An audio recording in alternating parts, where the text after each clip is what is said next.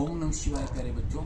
Next chapter हमारा biomechanics and sports. इसका पहला क्वेश्चन है लॉ ऑफ न्यूटन। न्यूटन ने गति के कौन कौन से नियम बताए हैं। पहला पॉइंट है इसका जड़ता का नियम।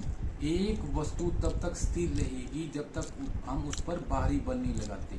जैसे हवा फेंकना, गोला फेंकना, हवा को वाले को हम फेंकेंगे तभी गति करेगी, नहीं तो वो वैसे का वैसा ही रहेगा। सेकंड नियम है त्वरण का नियम। एक वस्तु उतनी गति करेगी जितना उस पर बल लगाया जाता है। थर्ड नियम है एक वस्तु पर जितनी हम क्रिया करेंगे वो उतनी ही रिएक्ट करेगी, उतनी ही प्रतिक्रिया करेगी। जैसे हम बास्केटबॉल में ड्रिबलिंग करते हैं, एक बॉल को दीवार पे मारते हैं, वो उतनी ही गति से वापस आती है। ठीक है बच्चों, ये 100% पेपर में क्वेश्चन आएगा, आप इसको अच्छी तरह से स्टडी कर लेना। नेक्स्ट क्वेश्चन है संतुलन। संतुलन क्या होता है? बैलेंस। विपरीत दिशाओं में लगने वाली शक्ति और जो वस्तु की स्थिरता को ना तोड़ पाए, मतलब वायु प्रतिरोध हो, गुरुत्वाकर्षण बल हो, और फिर भी जो है ना वस्तु अपनी जगह पर स्थिर रहती है, इसे कहते हैं संतुलन। संतुलन दो प्रकार का होता है, स्थिर संतुलन और गतिशील संतुलन। ठीक है बच्चों, अच्छी तरह से आप इसको स्टडी कर लेना। नेक्स्ट क्वेश्चन है घर्षण तथा खेलकूद। घर्षण कहते हैं एक वस्तु जब हम फेंकते हैं तो कुछ देर बाद रुक जाती है, जो शक्ति उसको रोकने का प्रयास करती है उसे कहते हैं घर्षण।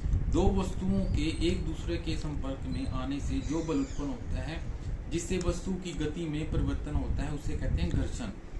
खेलों में घर्षण क्या होता है? बैट या बैडमिंटन पर रबड़ की ग्रिप चढ़ाई जाती है। फुटबॉल व हॉकी में जो जूतों का आप देखते हो तलवा होता है, वो विशेष प्रकार से बनाया जाता है। उसके बीच में जो है ना डोर्स होते हैं, वो अलग तरह से, ताकि बैलेंस बना रहे।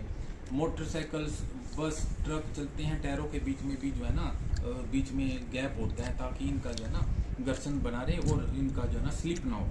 और आप देखते हैं एथलेटिक में स्पाइक्स डालकर खिलाड़ी भाग लेते हैं, किलो वाले जूते, वो इसीलिए डालते हैं ताकि वो उनका बैलेंस बना रहे और स्लिप ना हो।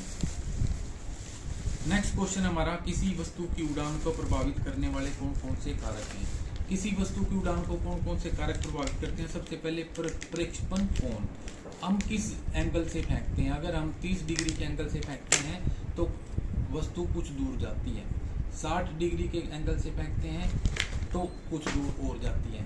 परंतु अगर हम 45 डिग्री के एंगल से फेंकते हैं तो वस्तु सबसे ज़्यादा दूर जाती है। अगर हम 90 डिग्री के एंगल से फेंकते हैं तो वो सीधा हमारे सिर पे ही आके लगती है, कोई दूरी तय नहीं करती। सेकंड है गुरुत्वाकर्षण बल।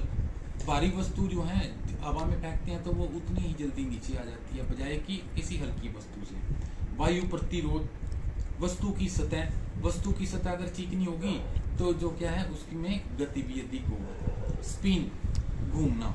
ठीक है, ये सारी चीजें हैं जो वस्तु की गति को प्रभावित करती हैं। Thank you, have a great day.